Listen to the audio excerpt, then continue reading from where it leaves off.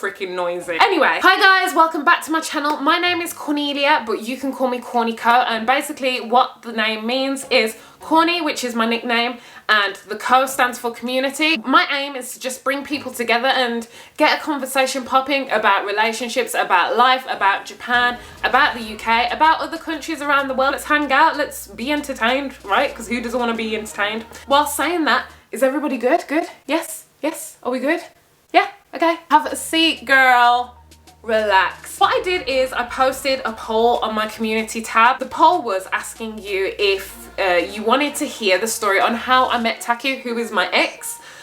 You guys were really super sweet, so thank you for that. You all, like, most of you responded like, I don't mind, do what feels right for you, and you know, if you want to talk about it, Corny. If not, it's cool, we understand it's private. I was like, girls and boys, it ain't a thing, don't worry about it. Like, I've already spoken and spilt my heart out to you and cried on camera, so this is a nice way to kind of like just acknowledge that we had a relationship and then just kind of move on and close the chapter, because you know, this, chronologically speaking, Taku was the next person in line that I went on a date with, so I think it's just fitting to finish that. So yeah, let's get down to how it started. We found each other on a language exchange app.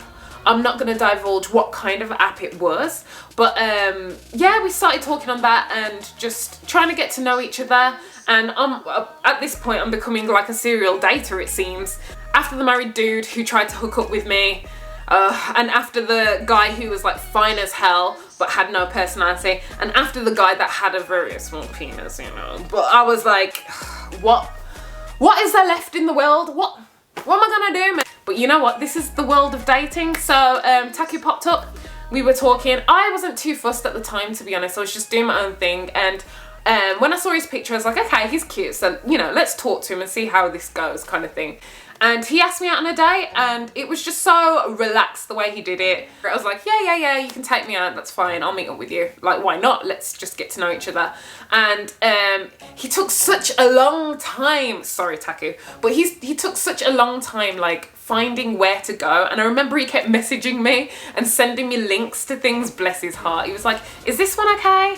Is this place okay? Like, what do you think about this place? What kind of food do you like? So he was asking me like loads of questions because I think he was nervous and really wanted to get this right. After talking to him about our first date, he did actually admit that he was super nervous and that he just wanted it to be perfect. So we ended up meeting at an Italian restaurant. We went to in Minato Mirai area, and usually I don't like Italian food actually, but because I feel like I can cook it. No offense to you Italian people out there or people who love and adore Italian food. I just feel like it's not something I seek out. I like to eat things that I probably couldn't cook myself or would have a challenge with cooking. So that's why I don't usually eat it. And plus, I was raised on spaghetti and lasagna. Thanks, Mom. So I'm tired. I'm tired of it. But I checked out the menu because he sent me the link beforehand and it looked delicious. So I was like, why not? I miss Western food at this point. Let's do it. And I think he wanted me to feel comfortable, and that's why he chose like a Western food place. So we ended up meeting there and it was really nice. We sat down. He was a little bit shy. What was he wearing? He had like round circle glasses, like oh yeah, you've seen in my other videos in the past, the Harry Potter style glasses. He was wearing those, and he had like a camouflage like top like this, but camouflage just cut off here, and he was wearing jeans and maybe some trainers, like Adidas trainers on the bottom or something like that. And I remember he was carrying a freaking man purse. Now guys, I'm sorry Japanese guys, if this is you, I just can't roll with it. I will chuck it out the window, I'll burn it, I'll rip it up. Like, I do not like men with purses. It's just not my thing, it's not my jam. I saw him with that and I was like, what the hell is this ish? Like, I don't even have a purse and you have a purse, the hell. But rather than that, when we sat down and we started ordering, he started to loosen up a lot more, and that's when the great conversation came in. I found out that he was very open-minded and had travelled to LA and lived there, so that was another attractive thing for me because I felt like he could understand my culture a little bit more, like the Western society life. So that put me at ease, and I also found out that he's very interested in music. Now guys, if you didn't already know, I adore music. I'm such a musical person. If you check on my Instagram, I'm always dancing like a fool. I'm always singing to myself, like I don't care. I'm always doing karaoke. Music is in my life forever, every day. We bonded heavily over music, and the fact that he works for a music company and that he can DJ and produce, it was just like, oh my god, that's so awesome. I love music and I love creative people, whether it's as friends or partners. Like I love creative people anyway, so that was like a big plus for me, like drawing me in, and I'm like, tell me more. The key point, guys, the thing that sealed the deal was that he could play the piano. I know, I'm shallow, I know, don't start. But just imagine, let me set the scene, okay? We're not in Japan anymore. We've gone to Spain because, you know, language of love. We've gone to Spain, and imagine you're sitting there alone, you're at the table with your little cup of coffee or tea or whatever you want to drink, and you're just there and it's the sun's setting and you're just like, oh God, I just wish I had somebody. And then this dark-haired, handsome man just strolls up to you, and you know, he doesn't look greasy or tacky. He looks just stylish, like an Antonio Banderas or something like that. Is that racist? I don't know. But somebody like that. I think, yeah, he's good looking. And then he starts to break out into song. And you're just like, what's going on? Oh, okay, all right, what's going on here? And then he brings out the Spanish guitar and starts playing. Woo!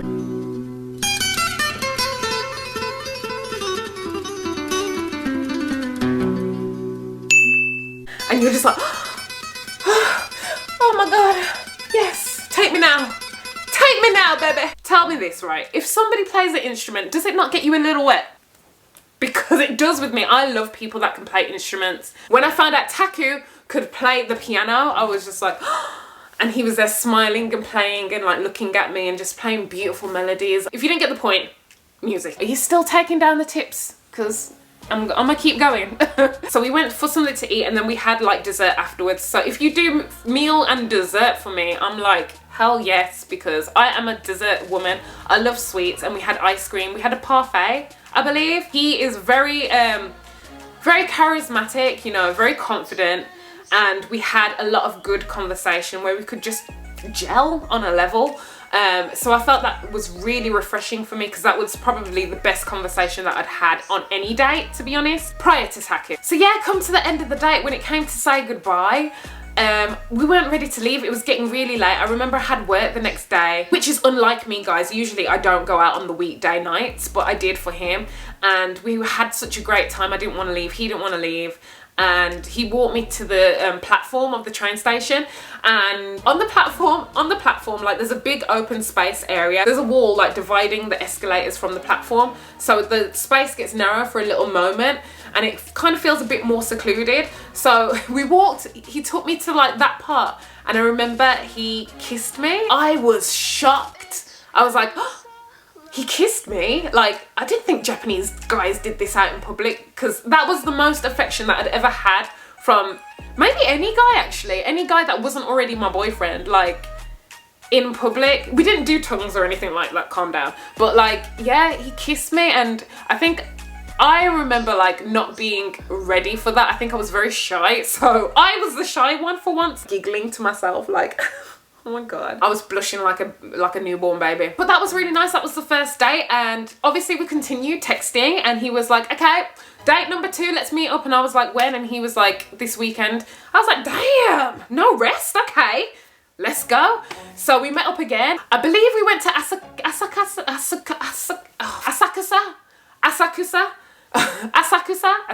It sounds weird. The more I say it, the more it sounds really weird. What you don't know, guys, is actually I was vlogging during our dates. But Asakusa, I remember I had to kind of travel a little bit far out because I live in Yokohama. He's got such a funny sense of humor. He doesn't know, he's just naturally funny. Like the things that he comes out with, or the little mannerisms that he does, he's just a comedian. So yeah, there's a lot of banter and silly moments. He said, it's getting late, maybe you should stop round mine. And I was like, I've got nothing, I've got a toothbrush, I haven't got anything, I wasn't prepared.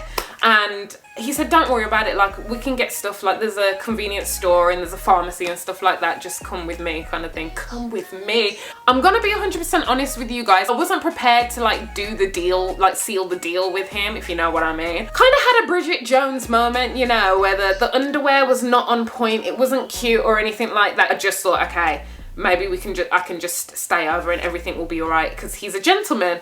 And he is a gentleman, but things happened. Things happened on the second day, and I was like, I'm not gonna lie though, afterwards I felt like I kind of like let myself down a little bit, because usually I'm just not that type of girl to put myself out there. And I feel like when you get intimate with somebody, it's like you're giving a piece of yourself to them. That's just me. Like, I invest a lot in people. For me to do that, it must mean that's a very, very good sign for you. No judgment to people that want to do their thing and just, you know, have fun, do that. But for me, it just takes a lot of prep and a lot of getting to know someone for me to want to do that with you. So the fact that it just happened like boom, it was like, okay, this is a good sign. But I was a bit worried because, you know, guys can put up a front, like girls can too, but guys can put up a front and pretend that they're like something that they're not. And I thought he was so sweet. He pulled out chairs for me, opened doors for me, had good banter, into music, funny, like, so I was panicking like, oh, I shouldn't have slept with him so soon, because maybe he wouldn't come back and maybe I'd blown my chance of him respecting me and wanting to be with me. And luckily for me, that wasn't the case. He continued to text me after we said our goodbyes, and he asked me out on a third date. And I remember we were in Shinjuku area, but I don't remember exactly what we did. The reason why I don't remember is because he took me to the park, and not Shinjuku going, but a small park. There's always turtles there, guys, if you know where this place is. So we went there, and we were walking, and I was looking for the loo, and I was like, God, I really need the loo. And I was like, oh, but I don't want to use the public toilets. And then we stopped for a moment to have a drink or something. I think he was smoking at the time. Yeah, if you didn't know, guys, Taku smoked before he met me. Yeah, I think we stopped for him to have a smoke, and then he turned around and he said, Corny, and I was like, yeah, what? And he was like, do you want to be my girlfriend? And I was like, oh my God. Because, I mean, living in the 21st century, guys, I don't know if you guys are with me, but usually it doesn't go down like that. I've never been asked out like, would you like to be my girlfriend? Face to face, words, never. It's always been like, you know, we've gotten closer and then we have the talk like, what are we? It's not actually the words, will you be my girlfriend? The last time that probably happened to me was when I was like 6 years old or something. Be my girlfriend, okay. I just felt it was so adorable and so respectful as well. So I was very shocked in that moment. He was acting a bit weird whilst we were walking in the park and a bit nervous, but when he asked me, I was just like, yeah. Like, there wasn't a doubt, there was 0% doubt in my mind that we wouldn't be good together, I swear to God, guys, because we just clicked. We clicked instantly through these dates. So I had no doubts, and yeah, I said yeah. And then obviously, you know the story from then on, because he started being in my vlogs. Yeah, I don't know what else to say about that. I'm just really grateful, because that has been the most peaceful relationship I've ever had. I just wanted to spread the message that not every guy, every Japanese guy is the same. They come in all different shapes and sizes. Even though the culture may be the same and the principles and values may be the same a lot more of the time, doesn't mean that every guy is just a cookie cutter. And I would hate for somebody to think that about me being Black British, like this is the way that she is because I've dated someone else and they're all like that. Like, I'd hate that. So I'm trying to spread the message that there are good people anywhere, there's bad people anywhere, people are just people. That's the message I want to send to you guys. And I also don't want you to think that I only go for Japanese guys. The only reason I'm talking about Japanese guys only is because it might be more interesting to you guys who are usually foreigners too. So if you're not and you're Japanese, holla, speak to me, girl. Let me know, girl or boy, just let me know what your experience has been like dating a foreigner. But this is the reason why I'm only talking about Japanese guys. I have dated other people outside of Japanese. So if you think I'm a freaking weeaboo, get that out your head, okay? I'm not a weeaboo. I mean, I have my moments. That is my story, and stay tuned because I can't wait. I can't wait to tell you the next story. What should I name it? It's like a freaking saga. I'm gonna name it some kind of saga, but the fuckboys are coming. So prepare yourself because it ain't pretty. I'm cringing, I'm dying inside, but I want to share with you so bad. So just stick around and you can hear the cringe and share the cringe with me because girl, you ain't gonna believe it.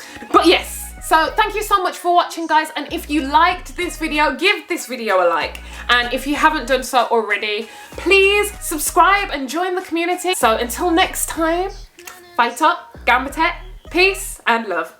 Bye!